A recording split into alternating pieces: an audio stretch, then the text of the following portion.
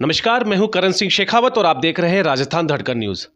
आज हम पहुंचे हैं दहेज विरोधी क्षत्रिय संघ के जो संस्थापक है, जिन्होंने दहेज के विरोध खड़े होकर अपनी पूरी जो सोच थी इस संघ में जोड़ दी है, जिन्होंने दहेज के खिलाफ खड़े होकर अकेलों ने इस युद्ध को प्रारंभ करा। उनका नाम है महेंद्र सिंह जी राठौड़ जाखली। आइए उनसे जानते हैं कि उन्होंने ये सोच कहां से लाए, उनके दिमाग में ये बात कैसे आई कि दहेज विरोधी संघ मुझे स्टार्ट करना है, और जानेंगे कि इसके पीछे उनका क्या लक्ष्य है, कितने संघ इनके साथ जुड़े हुए हैं, इन्होंने आज तक इस संघ को चलाने में कितनी कठिनाइयों का सामना करा। तो आइए हम मिलते हैं महेंद्र सिंह जी राठौड़ जाखली जी से। सर नमस्कार। नमस्कार साहब। राजस्थान धड़कन न्यूज़ में आपका स्वागत है। सर मैं आपसे एक बात जानना चाहूँगा, जो आपने ये दहेज विरोधी क्षत्रिय संघ स्टार्ट करा है, ये कब से स्टार्ट करा, उसको कितने साल हो गए हैं? सर इसको तकरीबन 3.25 साल हो गए। और एक बार हमने हमारे गांव के अंदर एक मृत्यु भोज को बंद किया था।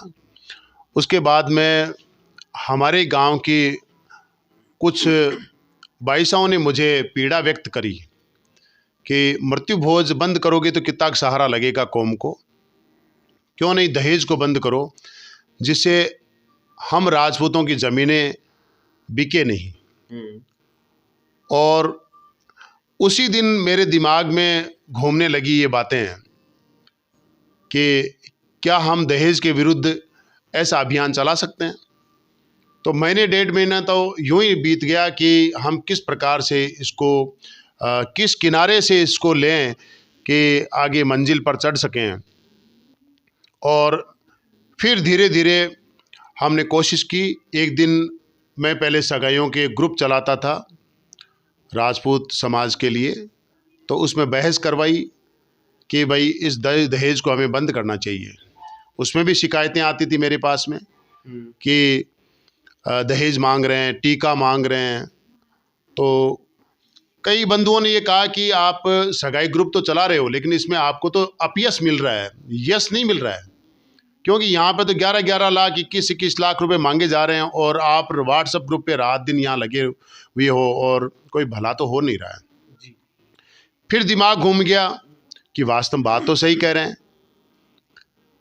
तो जब मैंने एक दिन रविवार का दिन था और मैंने कहा कि जो भी इस ग्रुप के अंदर लालची लोग हैं वो निकल जाओ, आज मैं दहेज के ऊपर पूरी बहस कराऊंगा।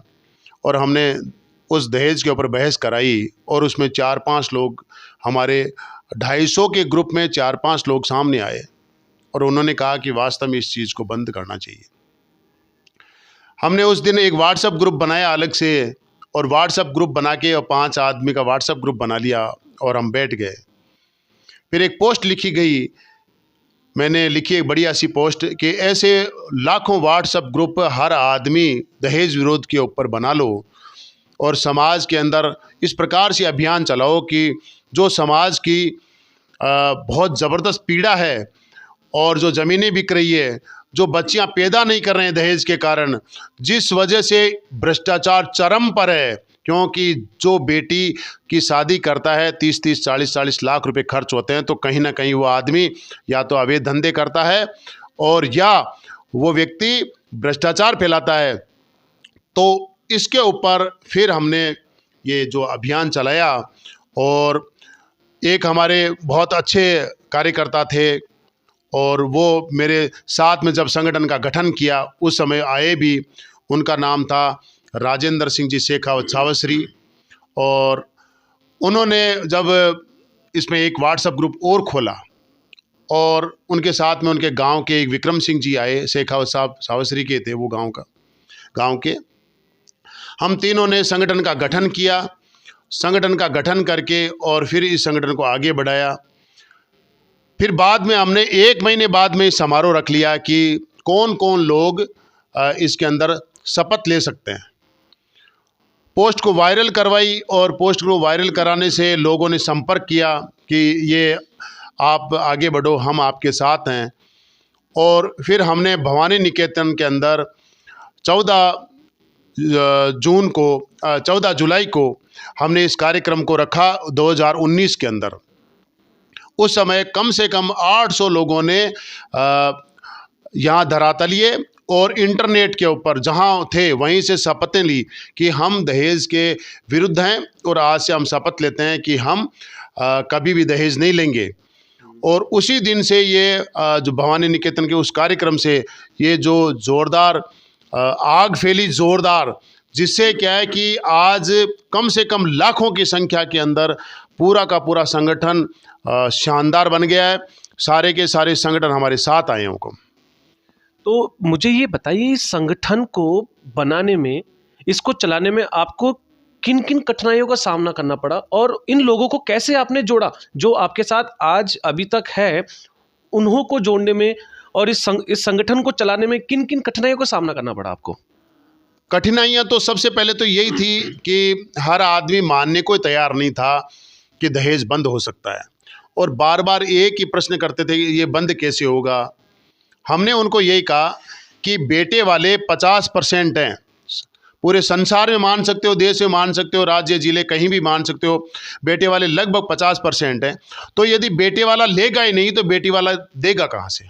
तो सबसे पहले तो उनको ये समझाया गया कि बेटे वाला उसकी कोई मजबूरी नहीं है, वो छोड़ सकता है। तो उन्होंने इस चीज़ को माना कि हाँ ये बात तो सही है।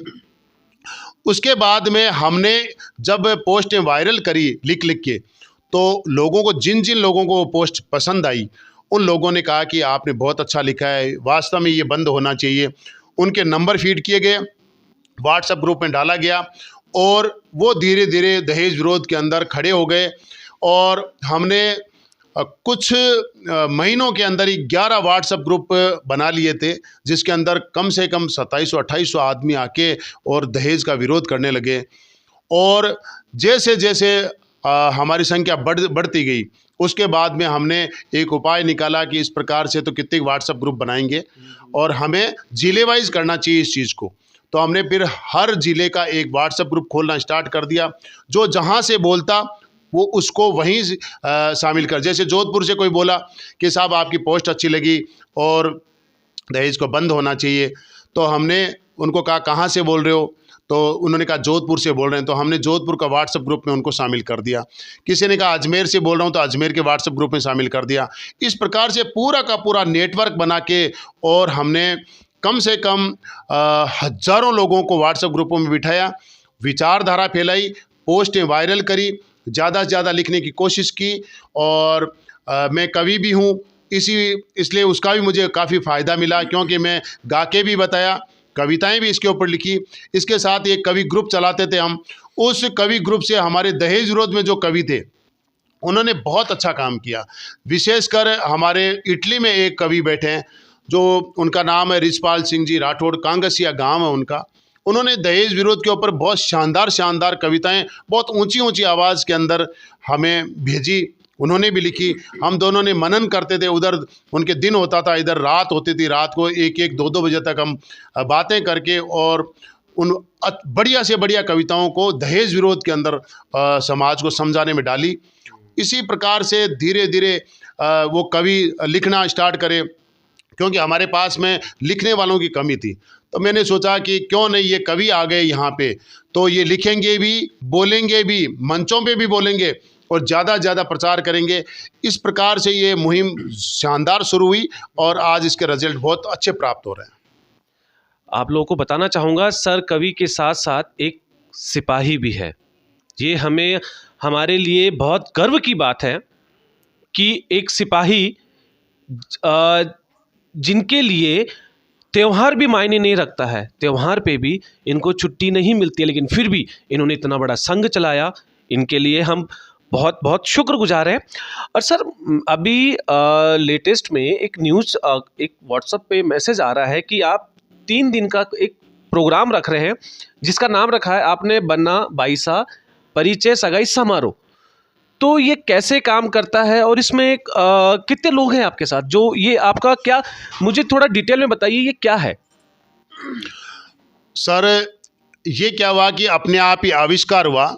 इसका कारण ये था कि हमारे जितने भी जो कार्यकर्ता थे वो कह रहे थे कि हमने तो दहेज छोड़ दिया, मगर हमारी बच्चियों के लिए दहेज छोड़ने वाला जो अगला आदमी आएगा कहाँ से। तो हमने कहा कि आपके लिए मैं इतने सगाई समारोह आयोजित कर दूंगा कि आपको कहीं भी जाने की ज़रूरत नहीं पड़ेगी, और हम सारे के सारे कार्यकर्ता एक साथ मिलेंगे, एक समारोह में मिलेंगे, और अपने गोत्र को टालो और गोत्र को टाल के और रिश्ते करना स्टार्ट करो। ये आविष्कार हमने इसीलिए शुरू किया क्योंकि हमें एक मंच पे आना था सारे के सारे दहेज विरोधियों को, और आपस में रिश्ते करना हमने स्टार्ट किया। उससे क्या हुआ कि सगाई समारोह, इसका फ़ायदा हालांकि हमारे पूरे राजपूत समाज को मिल रहा है, मगर हमारे कार्यकर्ताओं को इतना ज़्यादा फायदा हो रहा है क्योंकि उनको कहीं भी जाने की ज़रूरत नहीं, क्योंकि उनकी विचारधारा दहेज विरोधी है। और हमारे कोई सैकड़ों कार्यकर्ताओं के बच्चों की शादियां हो चुकी है दहेज विरोधी। इसके साथ ही साथ समाज के जो लोग थे उनके बच्चे जो हमारे से जुड़े हुए नहीं है वो भी क्रांतिकारी बनके, और हमारी जब सारी की सारी पोस्ट जो वायरल हुई, हमारे कार्यक्रम हुए, हमारी विचारधारा फैली, उससे क्या है कि वो एक कमी लाए, नियंत्रण किया और रोकथाम के लिए वो आगे बढ़े। उससे क्या है कि ये टीका प्रथा है वो तो लगभग राजपूत समाज के अंदर 90% खत्म हो चुकी है, या फिर वो मांग ही नहीं रहे हैं, या फिर वो जबरदस्ती दे देते हैं कोई बेटी वाले तो उनको वो वापस लौटा रहे हैं। हालांकि हम कह रहे हैं कि आप ये लौटाने वाली जो प्रथा है आप लो ही मत, लौटाने से मतलब ही क्या है। मगर कई बार क्या होता है कि ज़बरदस्ती दे देते हैं कि नहीं आपको लेना ही पड़ेगा, तो फिर वो हाथ जोड़ के वापस 1 रुपया ले लेते हैं, लौटा देते हैं। और इस प्रकार से ये आविष्कार शुरू हुआ सगाई समारोह का। और ये जयपुर के अंदर 5वां 6ठा कार्यक्रम है हमारा ये सगाइयों का। इसी के साथ में 8 महीनों के हमने कार्यक्रम आगामी हर महीने आएंगे वो तय कर दिए, जिसके अंदर ये अभी जनवरी के अंदर 6, 7 और 8 तारीख को शिवकुंज वैशाली नगर के अंदर, वैशाली नगर थाने के पास में बिल्कुल ही विवाह स्थल, उसमें ये आयोजित हो रहा 3 दिन का कार्यक्रम। और 3 दिन के कार्यक्रम भी हम इसीलिए कर रहे हैं क्योंकि भीड़ इतनी ज़्यादा आने लगी तो हमें इन भीड़ को डिवाइड करना पड़ा। नॉन ग्रेजुएट जो बना भाईसा थे उनके लिए हमने एक दिन रखा है 6 जनवरी। उसके बाद में जो 30 साल से ऊपर बना भाईसा हैं उनके लिए हमने एक दिन 7 तारीख रखी है, 7 जनवरी, कि उनको पूरा दिन मिलना चाहिए, उनका परिचय होना चाहिए और उनको रिश्ते ज़्यादा मिले। क्योंकि 30 साल आजकल मामूली बात हो गई। आजकल प्रतिस्पर्धा का ज़माना है, कंपटीशन का ज़माना है। आजकल जो बच्चे प्रतियोगी परीक्षाओं में उम्र बढ़ी जाती है, तो उनके लाभ के लिए कि ये बड़े तो हो गए लेकिन इनके लिए हम सगाई का कार्यक्रम करेंगे। उसके बाद में हमने तीसरा दिन जो रखा है वो 30 साल से नीचे और जो ग्रेजुएट, पोस्ट ग्रेजुएट, जो भी नौकरी वो लगे, जॉब वाले, सब उनके लिए रखा है कि वो भी तीसरे दिन उनको भी मिलना चाहिए। तो इस प्रकार से हमने पूरे समाज को एक एक दिन देने की कोशिश करिए और सबको मौका दिया जा रहा है कि आपको सगाई करने का मौका है, आप आइए और आके इस मंच के ऊपर लड़कियों को भी लेके आओ, लड़कों को भी लेके आओ, जॉब वालों को भी लेके आओ, और विशेषकर आर्थिक कमज़ोर जो बच्चे हैं, आर्थिक कमज़ोर जो परिवार हैं, उनके जो बच्चे हैं उनको तो 101% अपने खर्चों से, मैं तो कहता हूं कि समाज के लोगों को उनको टैक्सियों में बिठा के ले आना चाहिए, क्योंकि उनकी कहीं ना कहीं ज़मीन बिक जाएगी। इस वजह से हम वास्तव में ज़्यादा चिंतित हैं, तो वो हमारे पास में आ भी रहे हैं और उनके रिश्ते हो भी रहे हैं। तो इसमें क्या सिर्फ जैसा कि आपने बताया कि गरीब परिवार पे आप ज़्यादा फोकस कर रहे हैं, तो अमीर भी आ सकता है इसमें और मिडिल क्लास भी पार्टिसिपेट कर सकता है अपने बच्चों को लेकर?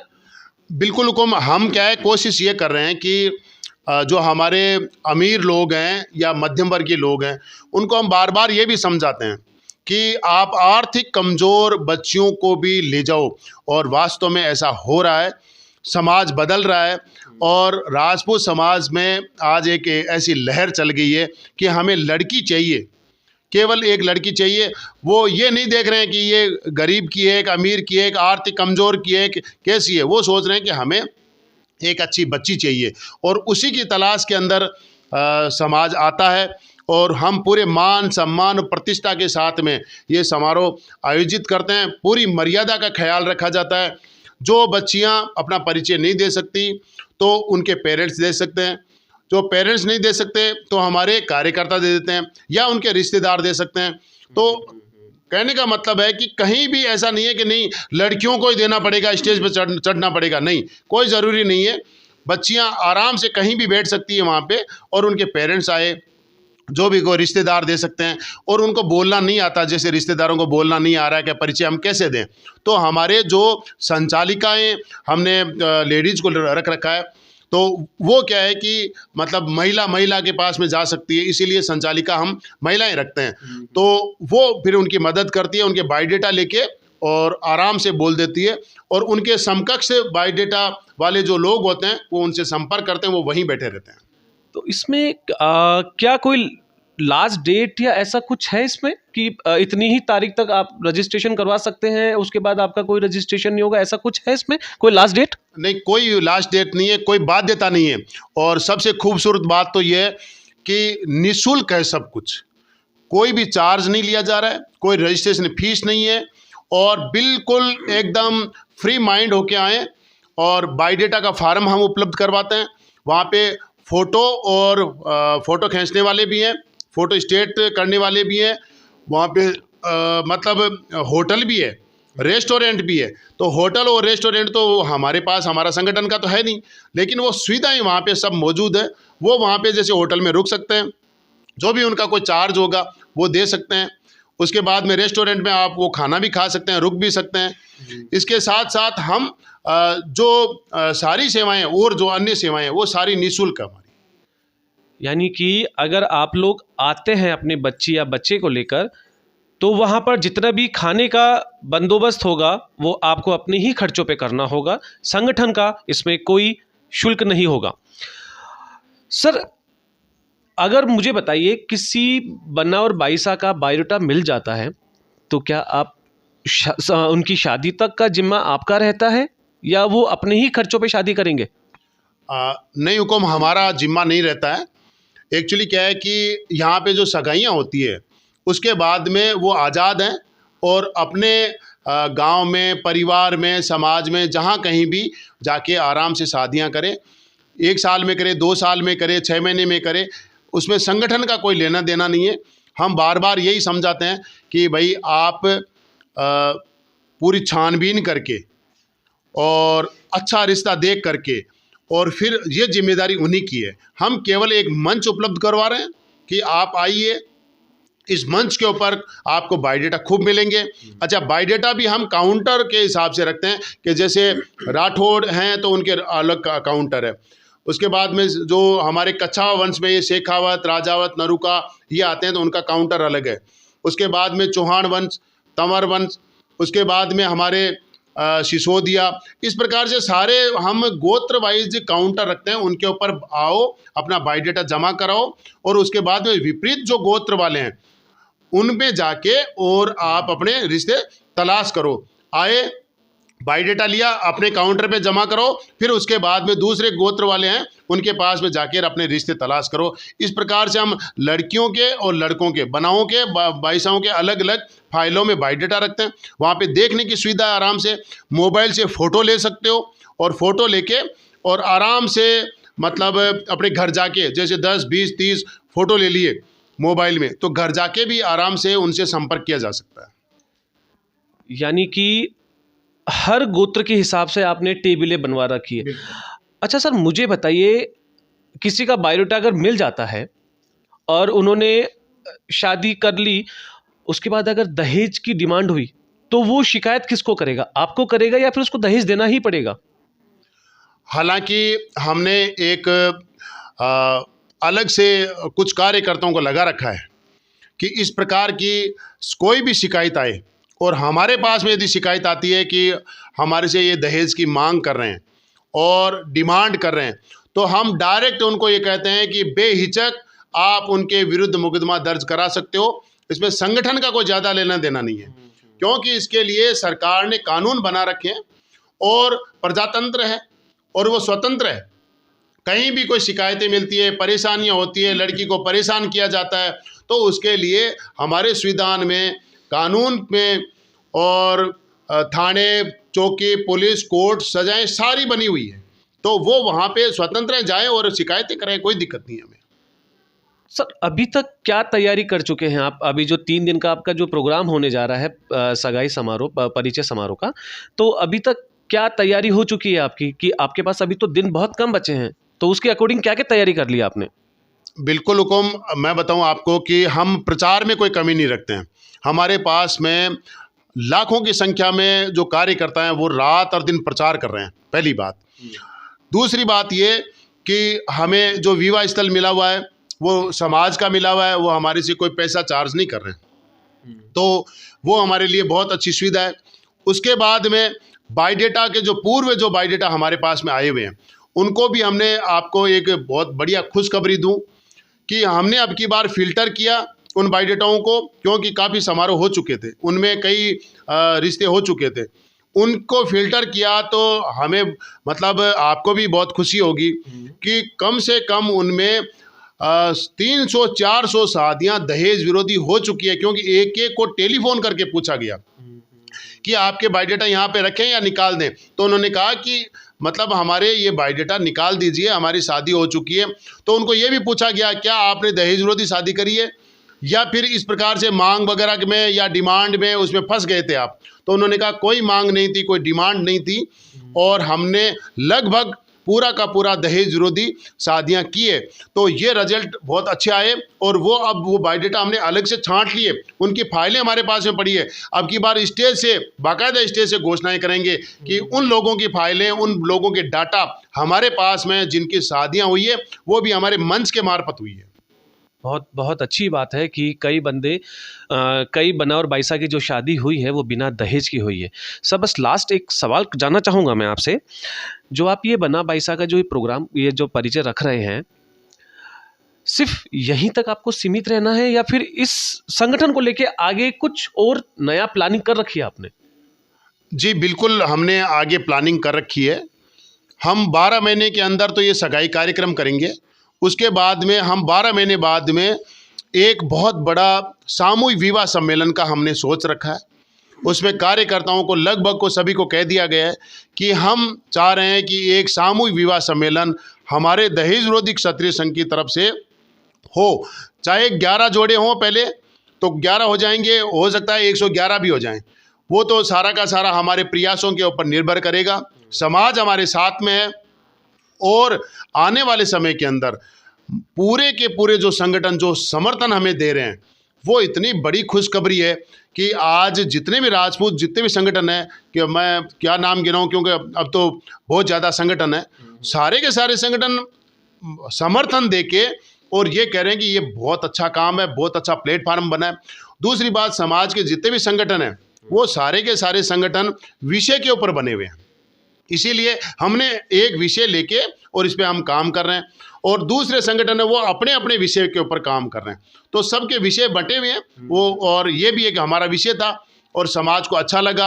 आज समाज को एक बहुत शानदार मंच मिला, सगाइयों के लिए मंच था नहीं एक्चुअली, तो विवाह सम्मेलन तो खूब हुए हैं, जो सामूहिक विवाह सम्मेलन वो पूर्व में भी हुए हैं, मगर सगाइयों के लिए मंच नहीं था। तो हमने ये सगाइयों का मंच इसीलिए निकाला क्योंकि इसमें बजट कम लगता है। 1-1.5 लाख के अंदर एक समारोह शानदार आयोजित हो जाता है, तो उसमें हमारे ही कार्यकर्ता आपस में पैसा इकट्ठा करके और इन आयोजनों को आयोजित करते हैं।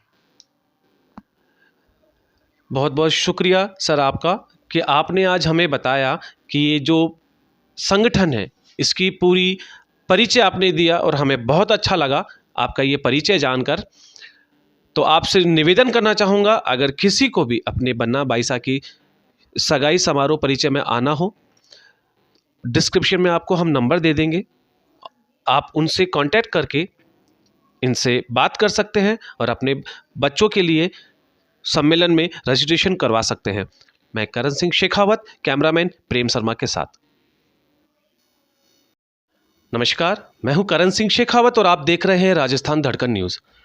आज हम जहां पहुंचे हैं वहां पर दहेज विरोधी क्षत्रिय संघ कि जो मातृ शक्ति दहेज विरोधी क्षत्रिय संघ की संस्थापिका है सुमन कंवर झांखली जी, आज हम उनके पास पहुंचे हैं और आज उनसे जानेंगे कि उन्हें कैसा लग रहा है इस संघ में आने के बाद, उन्होंने क्या क्या काम करे, उन्होंने किन लोगों को अपने साथ जोड़ा, उनको सबको जोड़ने में कैसे कठिनाइयों का सामना करना पड़ा, आज वो जानेंगे।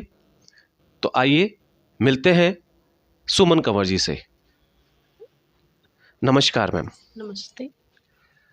राजस्थान धड़कन न्यूज़ में आपका स्वागत है।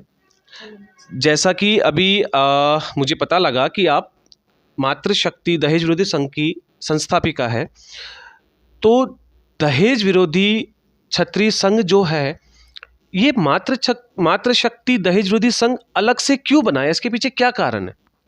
सर, संघ तो एक ही है। इसको डिवाइड करने का कारण था कि जैसे इसमें जो कुरीतियाँ हैं तो मातृशक्ति ने ही अपनाई थी, तो अगर हम मातृशक्ति को आगे करते हैं तो उनको इसका नुकसान पता चलेगा और वो इसमें बढ़ चढ़ के बहुत ही एनर्जी से काम करेंगी। इसलिए मातृशक्ति को ज़्यादा से ज़्यादा संख्या में जोड़ा।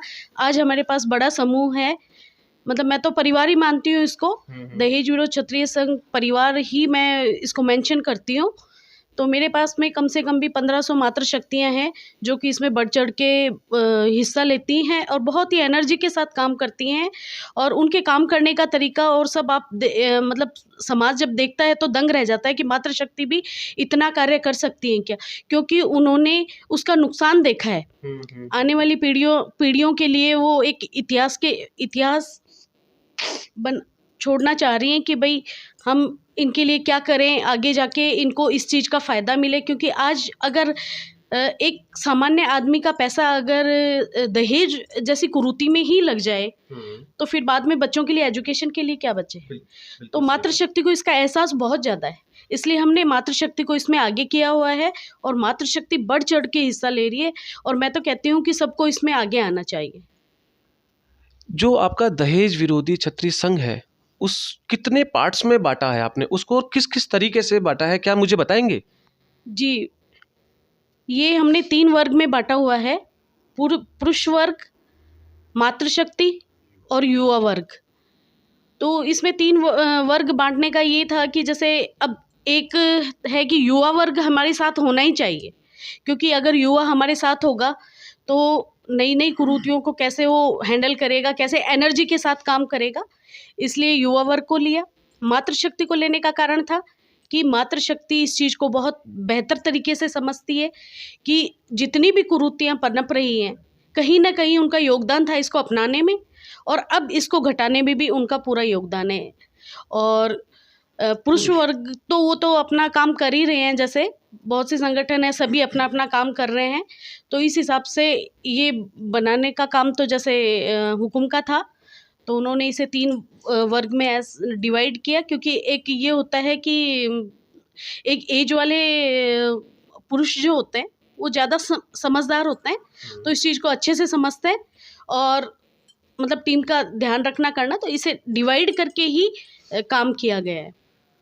आपसे एक एक करके जानना चाहूँगा, पुरुष जो आपने वर्ग बनाया है जिसे आपने डिवाइड करा है उसमें किस एज से लेके और उनकी लास्ट एज कहाँ तक का आपने पुरुष वर्ग को रखा है? हुकुम 35 से अबाउ जो है वो वरिष्ठ जन ही कहलाते हैं। तो उसके बाद में तो जैसे जैसे अपनी एज है उसके अकॉर्डिंग कीजिए, किसी को मना ही नहीं है। और आप उसमें समाज में आइए और इसमें दहेज विरोध संगठन में आके अपना योगदान दीजिए। आपका जितना योगदान हो सकेगा उतना हमारे लिए तो ये फ़ायदेमंद ही है कि जो सीनियर लोग हैं ये लोग भी समझ रहे हैं इस चीज़ को, क्योंकि गाँव में तो समझना ही नहीं चाह रहे इस चीज़ को। यहाँ तो फिर भी ये जागृति है, लेकिन कई जगह है कि वो समझना ही नहीं चाह रहे, कहते हैं कि ये तो रीति रिवाज है।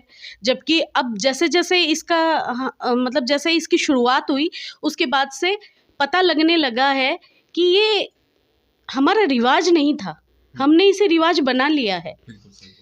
तो ये मतलब उन लोगों का है कि वो लोग आएँ और अपनी मतलब समझदारी से इसमें अपना योगदान दें और इसमें काम करें तो हमें बहुत ही अच्छा लगेगा, क्योंकि हमने तो उन लोगों के लिए एक प्लेटफॉर्म तैयार किया है।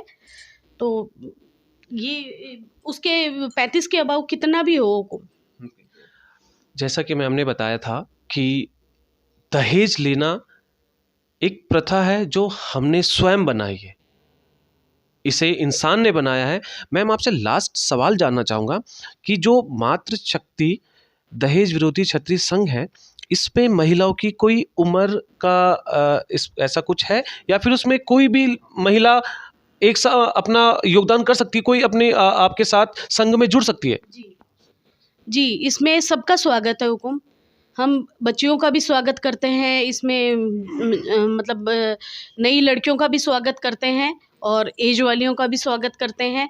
और बस हमें तो ये है कि वो इस कुरीति को कुरीति समझें, और कुरीतियाँ तो समाज में बहुत सारी है, लेकिन दहेज ने तो एक वटवृक्ष का रूप ले लिया कि एक अदर कास्ट में आपने देखा होगा, ये एक फाउंडेशन बनी हुई है, तो उसमें हद में रह के वो काम करते हैं, तो वो अपना विकास कर पा रहे हैं। और ये चीज़ ये हमारे में हो रही है कि हम विकास नहीं कर पा रहे, क्योंकि ना हम मतलब एकत्रित होके ना कोई कॉलेज खुलवा रहे हैं, ना कोई स्कूल खुलवा रहे हैं, ना कोई हमारे अस्पताल हैं कि जिसमें हमें रियायत मिले। तो हम इन चीज़ों पे भी जोर दे रहे हैं कि अगर आप इन कुरीतियों से मतलब निकल पाते हैं, तो हम ये इन पे विकास चालू करेंगे। जैसा कि मैम ने बताया कि मातृशक्ति दहेज विरोधी क्षत्रिय संघ में महिलाओं की कोई उम्र नहीं है, जिसको भी इंटरेस्ट हो वो इस ग्रुप में जुड़ सकता है। आज सुमन कंवर जी से मिलके बहुत अच्छा लगा। इन्हों की सोच, इन्हों के विचार आज हमने देखे, और देखते रहिए राजस्थान धड़कन न्यूज़। मैं हूं करण सिंह शेखावत, कैमरामैन प्रेम शर्मा के साथ।